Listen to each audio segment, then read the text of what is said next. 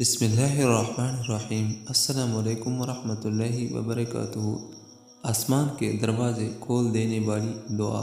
اگر آپ یہ کلمات پڑھ لیں، اگر آپ چاہتے ہیں کہ ہمارے لیے آسمان کے دروازے کھول دیے جائیں تو دن میں ایک بار یہ کلمات ضرور پڑھا کریں۔ انشاءاللہ الرحمن اللہ تعالیٰ آسمان کے دروازے کھول دے گا۔